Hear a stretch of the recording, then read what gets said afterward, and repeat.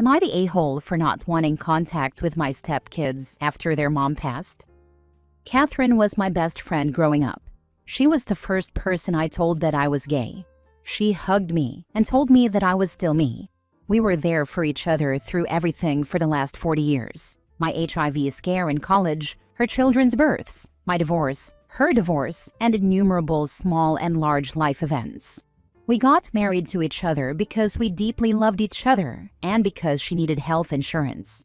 Her grown children, whom I have known literally since birth, didn't approve. We tried talking to them, but they wouldn't listen. We eventually agreed that it would be best if I distanced myself from the kids.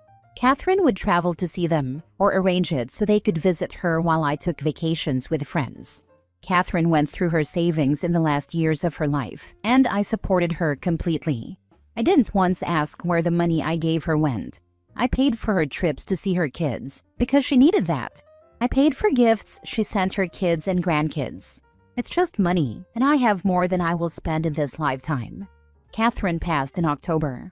All she left her children were sentimental items, pictures, old souvenirs, that sort of thing. She had no money. Her kids were disappointed but seemed to understand. Then just after Thanksgiving, they contacted me to ask how they were going to get their gifts. Last year, I rented a ski chalet in Montana for the family. I also paid for 2 days of cat skiing. I did not spend that holiday with them, but it was the last time I saw all her children and grandchildren together. I told them that their mother hadn't left them anything for Christmas this year. They were upset because they thought they were getting another trip to memorialize her, I guess. I told them that I was going away for the holidays by myself to spend time with my friends, and that's what I did. We spent 2 weeks in Morocco, and I mourned my friend. I didn't look at my phone the entire time we were there. I still take pictures with my Nikon SLR, so I didn't even use my phone for that. I finally turned on my phone on our way to the airport, and it was full of notifications and messages from her kids, most quite impolite. I messaged each kid, told them I didn't want to hear from them again, and then I blocked them. It felt like cutting off a limb. I love those kids, but they spent the last 5 years treating me like nothing, and now they want my money? I'm just done. Their father contacted me and said I was being petty and vindictive. He said that the least I could do was give them whatever my wife left me. I laughed. If I didn't have a great career and excellent insurance, all she would have left me was debt. So they are all young adults, some with children of their own. They have shown me that they do not want me in their lives. Am I wrong for agreeing and taking actions to make it so? Now for the top comments. Not the a-hole. They don't want a relationship with you. They only want your money. Good riddance. You owe them nothing. They want a relationship with OP's bank account. You are not the a-hole, and I am sorry for the loss of your friend. Glad you could be there for each other. Thank you. She was an amazing person, and honestly, probably the love of my life. Just not my type. You sound like a very genuine person, and I'm very sorry for your loss. The story makes me want to hug everyone I'm close to. Those kids don't deserve you with how they treated you. Not the a-hole. No reason to lose sleep over people who treated you like crap and want to use you for your money. They're grown adults, not angsty teenagers. They are young adults. I don't know why our relationships went wrong. Do they know she didn't have money? No, it wasn't their business. While it may not directly be, there may also be a bunch of missing information that allowed them to fill in the gaps with their own assumptions. How you want to proceed, out of what love you had for them or your own peace, dictates how you move forward. Look, y'all, I paid for everything. Vacations, presents, hospital bills, for the entirety of our marriage. She gave you what she had, because that is all she had. Please do not contact me again, as there is no more blood from this stone. Yeah, they seem to be under the illusion their mom had money and left it to OP. I'd be clear with them that OP funded their holidays for years as Catherine couldn't afford them, and there was no money to be inherited. Make it clear the well is dry, and hopefully they'll give up. Next story. Am I the a-hole for not treating my stepdaughter like my daughter because I'm not her dad? I got married to my wife back in February. We both have one teen daughter each from our previous relationships, and we have 50-50 custody of both of them. We have them during the same week, so one week we have 2 teens, and the next is just the 2 of us, which is nice. We have had a couple of issues so far with parenting our kids. Multiple times now, when I try to parent my stepdaughter, my wife comes in screaming that I'm not her dad, so I don't get to punish her. The last time this happened was a few weeks ago. She just got her license a few months ago, and one night she snuck out with my car while we were all sleeping and crashed into a railing. The front bumper was falling off, and the entire passenger's side was scratched and dented. I'm not from the US, but it stayed 5 days in the shop and cost the equivalent of over $2,500. I was freaking pissed.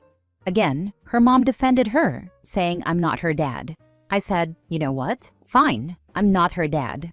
So this year for Christmas, I got my actual daughter a whole load of Christmas gifts and not a single thing for her. Both she and her mom were pissed and hurt. She asked me why I did that, and I told her that she's not my daughter. And she already cost me over $2,000, so she's not getting anything from me. Now they're both pissed, and my wife isn't even sleeping in our bedroom. Am I in the wrong in just being petty, or was I justified here? Not the a-hole. Do not have children with her. I anticipate the divorce soon. Probably yeah. OP, you don't have a stepdaughter problem. You have a wife problem, but you're choosing to make it about the daughter. Why did you two get married in the first place and combine families, if you're not actually going to combine families?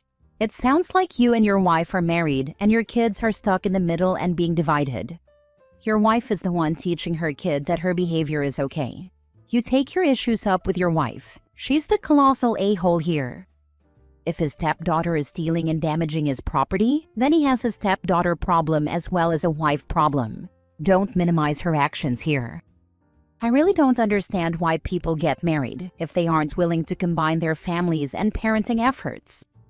Agreed. It was very weird at first when my ex moved in with and then married his new wife.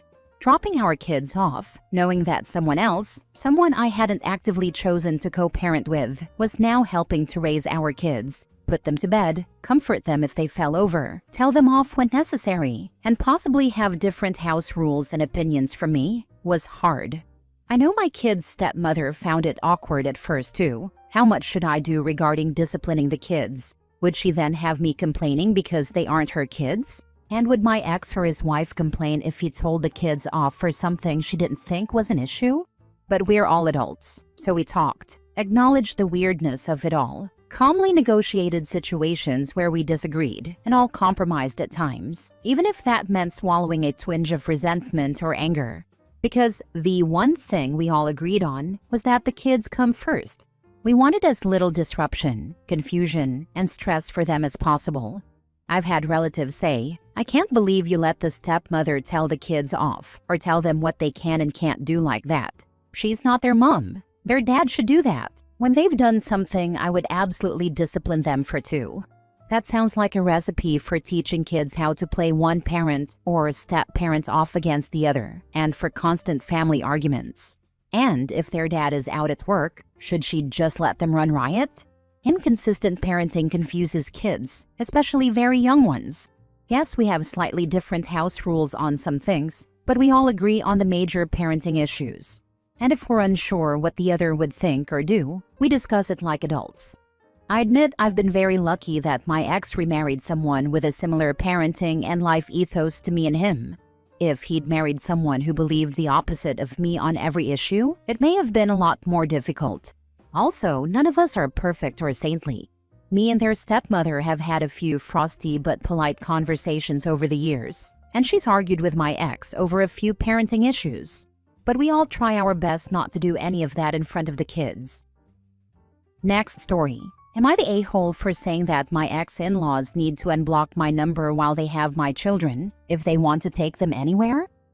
I, 35 female, separated from my partner, 42 male, almost 2 years ago. We have 3 children together, ages 15, 8, and 7.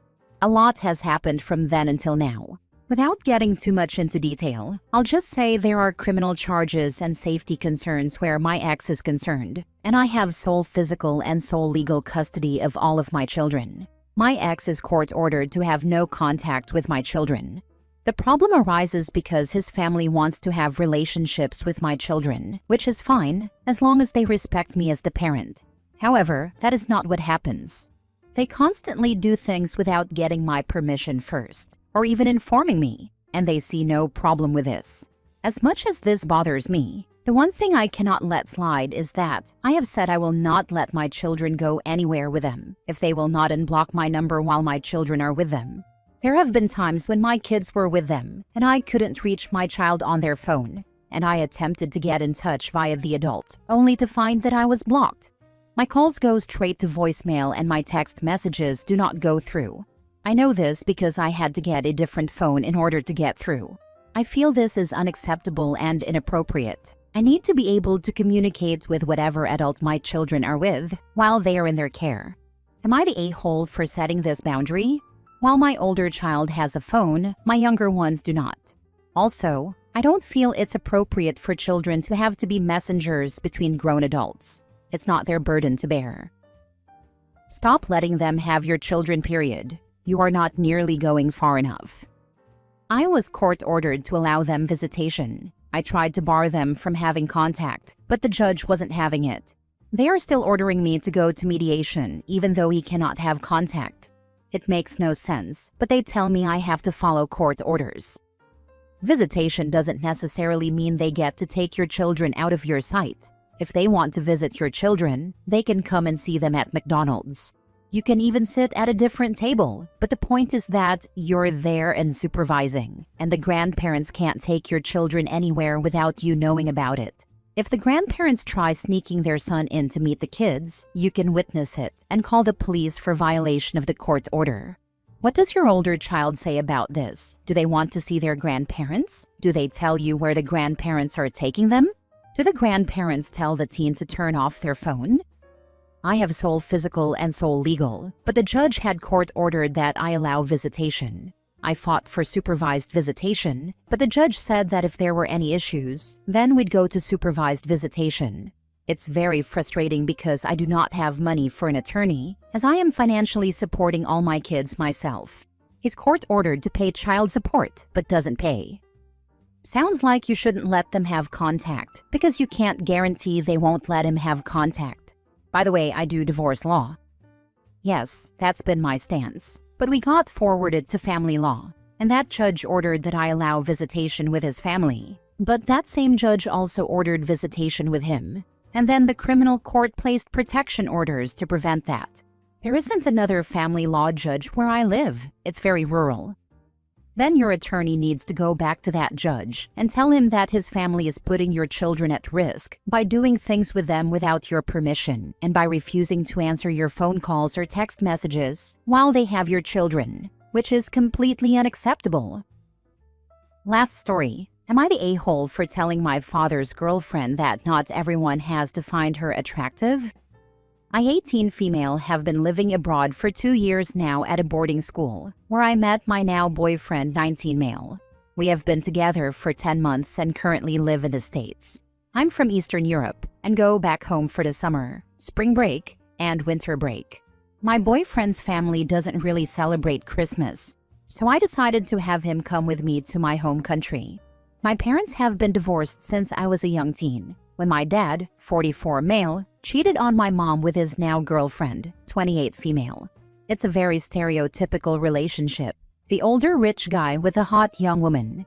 She has had a lot of work done, Botox, lifts, long thick eyelashes, heavy makeup, etc., which many men here find attractive as it fits the beauty standard. My father always jokes about how all men want her, and how women want to be her, which makes me uncomfortable most of the time. In that house, I'm seen more as a smart woman rather than a beautiful one, because that title is already taken. Generally, I don't think I'm hideous. I'm just taller and not as thin as she is, which makes me uglier in their opinion. Anyway, our plane landed on the 23rd, but we stayed with my mom until Christmas, when we went to my dad's house. There, I introduced my boyfriend to everyone, including my dad's girlfriend, who was dressed in a skin-tight leather dress. Throughout the night, she kept sitting next to him, occasionally grazing his arm and talking to him whenever she could in English. Then, when she got a bit tipsy, She told me that I should be careful to hold my boyfriend back because a lot of men tend to fall for her. This was followed by some other jokes made by my dad as well, where they were overall insinuating that she could steal my boyfriend at any time because she is more attractive than me. I finally had enough of her nonsense and told her, in our native language, that she should stop thinking everyone wants to bang her and her plastic face. My father then yelled at me and told me I had no right to say such things, but before he could do anything else, I took my boyfriend's arm and left. Most of my family thinks I overreacted over a joke, but none of them know how I feel about jokes like these. My boyfriend said I had every right to say that, and so did my mom. I do not want to apologize to anyone, as I have always been the one to apologize to them. But I also didn't want to ruin Christmas night. Am I the a-hole? Edit. She is his girlfriend, not his wife. I do not have a stepmom. I only have one mother. And you're not going to apologize. You did nothing wrong. Your dad is a sick fool for doing this to your mom and for even comparing your appearance to his girlfriend. I'm so sorry. Let's not forget the fact that OP's boyfriend was sexually harassed the entire time he was there. There is nothing wrong with calling out a harasser and leaving. Not the a-hole, and thank you to OP for doing the right thing. I even believe OP could have escalated far earlier and more strongly to protect her boyfriend from this harassment, and she would still be not the a-hole. Why do you have a relationship with someone like that? Him being your dad doesn't negate the fact that he's a creep, and that apparently both him and his girlfriend are pervs focused on nothing but sex appeal. Not the a-hole. Go no contact and live a good life.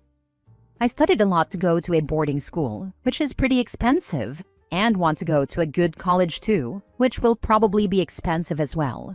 Honestly, I could use the money. I barely see him anyway.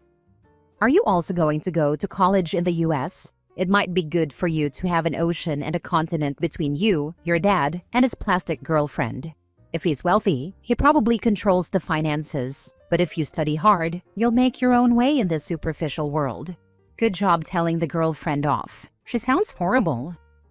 That's what I want to do. I'm okay with enduring all of this for my education. It would only be bad for me if I cut ties.